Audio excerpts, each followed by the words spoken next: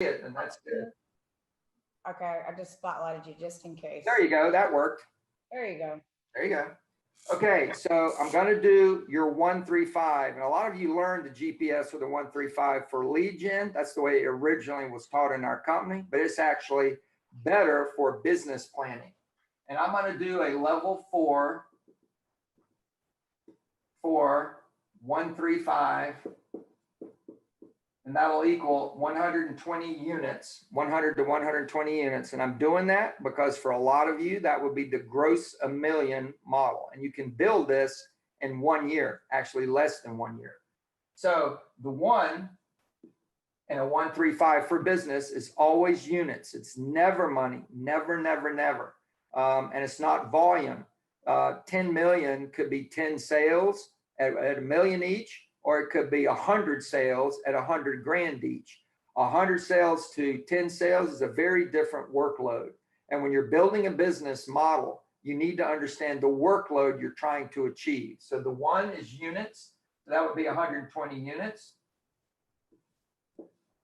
The 1, 2, 3 is going to be, number 1 is systems. Number 2 is tools. And number 3 is people. And this is simply leverage. All businesses are built around leverage. So it's those 3 things. And then you've got 1, 2, 3, 4, 5. These are your systems. Everybody has the same systems except a single agent has 4, but anybody with help has 5.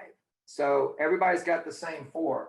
So number 1 is the lead gen system. The lead gen system is your primary system. Number 2 is the seller system. Number 3 is the buyer system. Number 4 is the financial system. And number 5 is the growth system. Now, the lead gen system, the number 1 issue in lead gen is consistency. Consistency. So the system should show up on a 30-day generic calendar. So you get out a generic 30-day calendar and you put on there, what do I do once a month in lead gen? And this would be marketing. That would be a real estate report card typically, or a newsletter that should go out the first week of a new month. It's reporting on the last month or year to date, but it needs to be current. The second and fourth week of the month should be the backbone mail of a 36 touch to your sphere and past clients.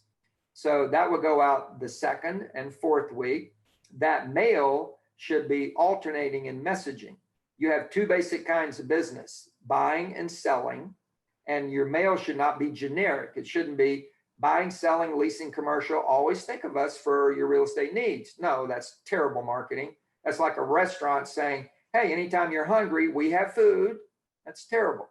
The best marketing that works is target marketing, where you're not going after all consumers with every message. You're going for a subset of your consumers with a targeted message that will push their button. So you should have a seller message, 2 weeks later, a buyer message, 2 weeks later, a seller message, 2 weeks later, a buyer message, etc. And in those messaging, you're targeting the housing opportunities that's in your entire Met database. You have, if you're like most agents, you have a diverse demography. You have young people buying their first house, or you have older people whose kids are buying their first house. You have people that have a first house that are having a baby and want a bigger house. And you have people that are making dual income now that the kids have gone to school and they want a move up house. And then people are doing really well and they want a second move up house. And a few people might even want luxury, and all of them end up doing the downsize thing for the most part. And then there is vacation homes, second homes, and then there's real estate investment, and then there's small commercial. Now, all of those are about buying or selling. They have, in other words, a selling face and a buying face for first-time buyers, for growing families, for move-ups, etc. And you have tremendous amounts of target messaging to make. The seller, I'm sorry, that's a 30-day wheel. So you have the marketing pieces, and then you have the prospecting. So what do you do once a week? This prospecting every single week. It should be a couple of hours or more inside groups of people. So that could be you have an open house. Your target is 15 people to come. So there's a group of 15 people. The fact that they don't come all at once doesn't change the fact that in 2 hours, I'm going to be inside a group of people that I don't know. If you have a geographic farm, 500 homes, your goal, you want to dominate in a geographic farm. Your goal, literally the number one goal, is meet and know every single homeowner. Meet them, see their homes, meet them. And you can do that if you do door knocking. So every Saturday morning for 2 to 3 of the weeks in a month, you would door knock Saturday morning. And then 1 or 2 Thursday nights, you would door knock at dinner time. So your goal is to talk to everybody. So you would do 2 hours Saturday morning, 50 doors max, and then you would take 10 weeks to do all 500, and then it would start all over again. Well, all this is mapped out. You don't have unlimited time. You got to get done certain things spread out over the month. And if you don't do that, it'll all pile up into 1 week, and then you end up doing nothing. Okay. The seller and the buyer system are finite. The lead gen system is a wheel. Every 30 days, it restarts. Every 30 days, it starts. But the seller and the buyer system are finite, meaning they have a starting point and an end point. The starting point is first contact. The end point is the closing table. Now, because you know that it's got a starting point and an end point, you can determine what's going to happen in between. And when you determine what's happening in between, you control the experience. And what's the point of that? Repeat and referral business. You got, now this is not in the hot markets I think a lot of you have, where things are selling, in days, not weeks. In a typical market, we're going to have 3 months with every buyer and seller. It's 4 to 6 weeks to get them under fully executed contract, and then it's 4 to 6 weeks to get them closed. So in 3 months, my goal is to tailor an experience that has got 2 faces. One is the transaction. If you blow that, nothing else matters. So you've got to nail the transaction experience, but then there's the personal experience, building a relationship based on appreciation. So if I do both of those with steps in my system, I should spit out somebody who will repeat with me and refer me. And that's it. So the seller and the buyer system are finite. And then the financial system is like the seller, it's based on a month, but you only do the activity once a month. So if you're a single agent, you should review your budget, and then the month is over and you review, what did we expect? What did I expect to make? And what did I expect to spend? And am I on track? And then you look at your P&L, and did I make a profit? So you have a profit and loss statement and you have a budget. I would recommend you have a balance sheet, because you might accumulate profit in your business for the purpose of growth or for investing, not you personally, but your business investing. But however you do it, you need to be aware of cash or assets building up, as well as any debt you might create. And that won't show, neither of those will show up on a P&L or in the budget. It will show up on a balance sheet. So that's monthly. Now, if you have an agent business big enough where you have closings every week, so money coming in, and bill paying happens every week, money going out, then you need to look at your budget weekly. The way to get into trouble with your money is coming in and money's going out, and money's coming in and money's going out, and money's coming in and money's going out, and you're not watching. That's where you get into trouble. And then the last one is the growth. Again, a single agent won't need the growth system. The growth system is already built for you. It's career visioning, 30, 60, 90, and STO, success through others. That's built for you. It's all done. So those are the systems. Now the tools, 1, 2, 3, 4, 5. The tools are used in the systems. The tools drive the systems, or the systems are dependent on the tools, however you want to look at it. But the tools and the systems are aligned. The number one tool, your business, is your database. That's right, database. So command is the most important tool you have. It's a part of command, but it's used specifically, intentionally. So it is an incredibly important tool, and that is website, your website or sites, and landing pages. And this is for the sole purpose of capture contact information that you can convert into an appointment. the app, you have got to get the app loaded on everybody's cell phone that you call a Met. And this is the time of the year to focus on getting that done. It's a holiday gift. Here's a link, the best real estate app in the world. Get it loaded, check up on how many people have loaded, follow up with a phone call and say, hey, I sent you a holiday gift of the best real estate app ever. It doesn't look to me like you've loaded it yet. Do me a favor, load it and turn it on. I want you to check out something called a Snap. And then number 4 is collateral material. Collateral material is stuff we're going to talk about. It's pre-listing packages for a seller, pre-listing package for a buyer. It is a relocation package for people from out of town. It is a real estate investment guide. It is 47 things to get your home ready for sale. All this stuff, you could email it, you could print it and hand it to them. You could offer it as lead bait for ads on Facebook or on Google or on Instagram or on YouTube. This material literally creates or supports conversations that are ongoing and lead to better conversion rates. You need this stuff. This is what separates the 20% who do 80% of the business from everybody else. The 80% who do 20% classically don't use pre-listing packages, don't have buying guides, selling guides, don't have a list of 47 things to get your home ready to sell. They don't have this stuff.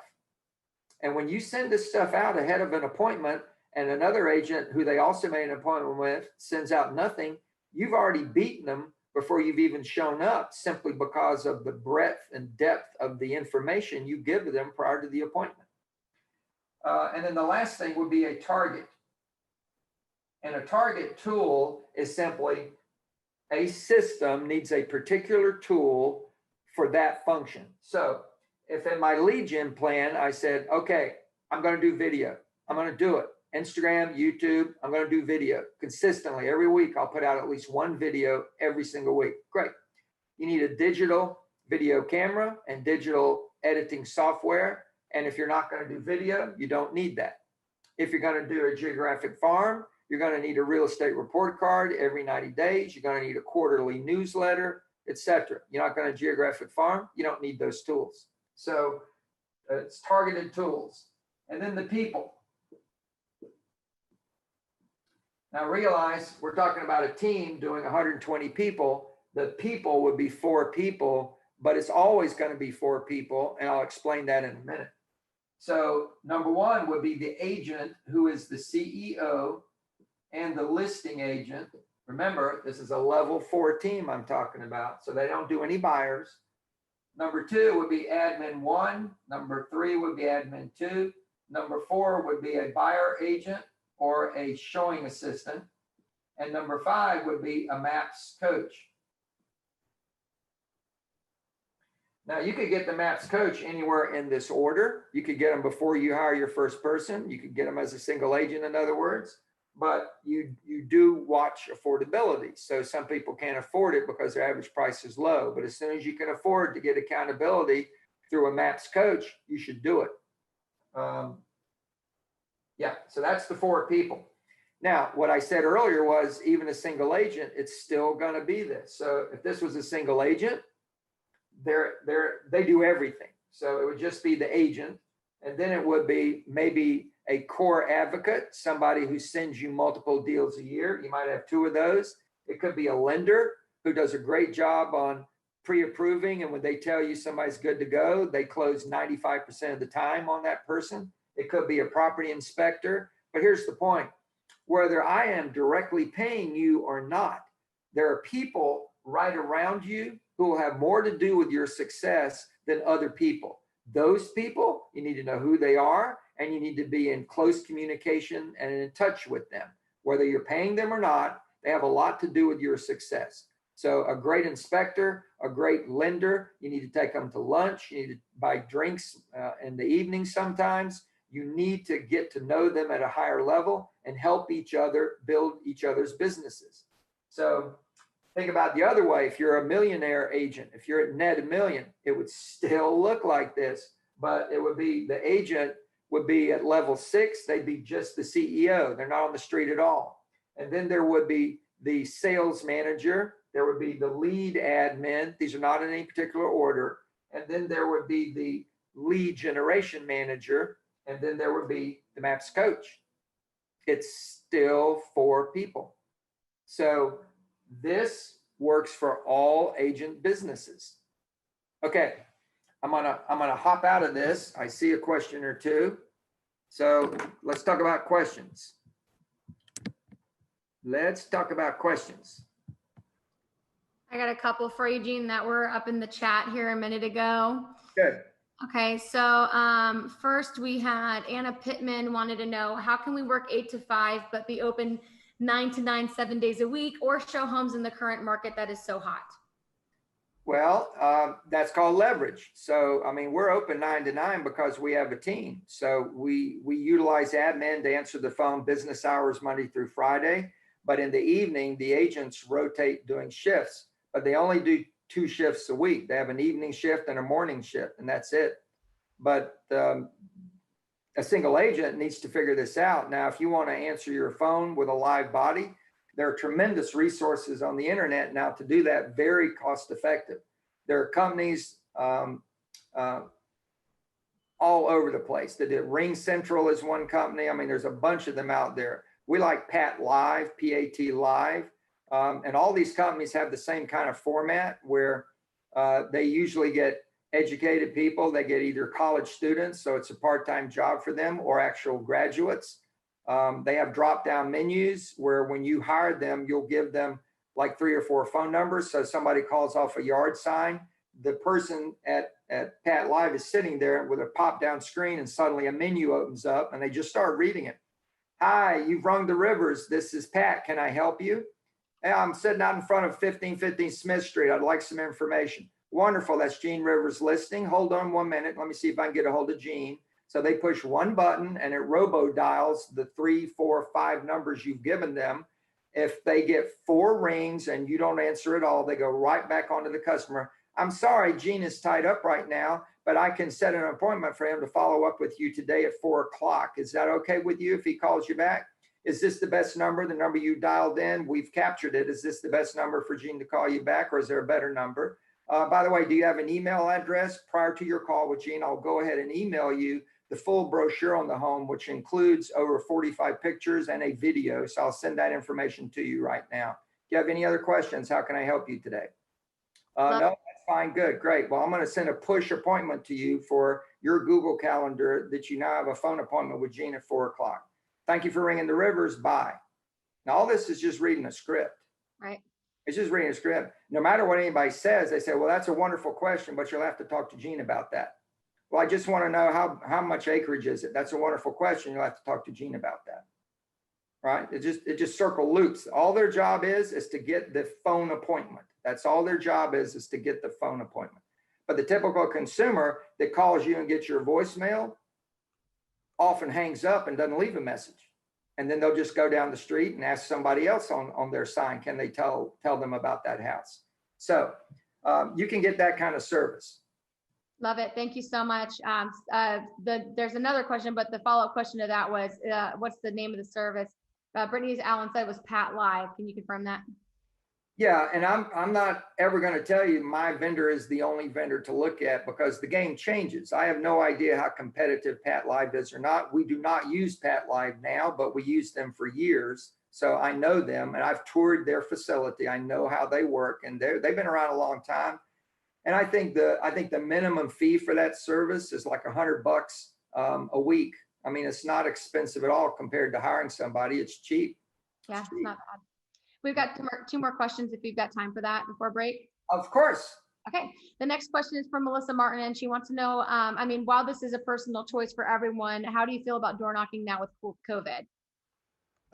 That is a personal decision. And I made a very big point up front by saying, you have got to be safe. You've got to be safe. You've got to follow the CDC guidelines and avoid getting COVID or spreading COVID. You've got to do that. Having said that, we are door knocking, and we do it very specifically. We wear masks. We'll have a flyer will ring the doorbell, put the flyer in the door or drop it right by the door, and then get off the porch and be at least 12, 15 feet away from the front door. And when they open it, we'll say, hi, my name is Gene Rivers, Keller Williams Realty, the Rivers team. We listed one of your neighbors' homes at 1515 Smith Street. I wanted to leave a flyer for you and let you know that we're doing an open house on Sunday, 2 to 5. I'd love to have you come to the open house, and we're going to be following the guidelines. So please bring a mask, and we're only going to let one family in at a time, but I'd love to have you come and look at the house, because 14% of buyers have a friend, relative, or coworker that live in the neighborhood they buy in. This means you might know somebody, a friend, a relative, a coworker who could be living down the street from you. Wouldn't that be awesome? So I let that flyer by your door. Please think about it. And if you want to come or send someone, it'll be this Sunday, 2 to 5. Thank you. Bye. Love it. Thank you so much for that script too. Okay, the next question, and then we can go to break, is how many bank accounts should we have, personal, business, taxes, etc.? Well, you should have a financial advisor, meaning a CPA or an accountant, to help you with that. I think you need to have at least 2 accounts. One is a business account, and of course your personal account. If you're a single agent, you don't have enough money flowing in and out to worry about a lot of other accounts. It's just not necessary. But I mean, if you look at a market center, really large business, we operate really well with 4 or 5 accounts, and that's it. So you don't need a large number of accounts. I think 2 or 3 would do it. A reserve account, again, an operating account for your business, and your personal account. And I think that would do it. The reserve account is obviously the wealth account, where you store money, save money, and then pull money out to do a real estate acquisition. But that should also contain your risk money, like 6 months of personal overhead just sitting there in case you ever need it. And this year, we've seen a lot of people in the Gulf Coast get hammered by hurricanes, and the fact that they don't have 6 months of savings for personal bills in the bank puts them in high risk financially, really high risk. So don't ignore that. Thanks so much. Heather Smith said that read Profit First for account questions. That is a great book. And then Jody also wanted to make sure to plug that December 10th, we have a lunch and learn with an accountant to help us with that at the Wilmington location. So, all right, Gene, how long do you want us to take for break? When would you like us back? Top of the hour. Top of the hour, 11 a.m. sharp? Top of the hour. Excellent. Thank you. See you then.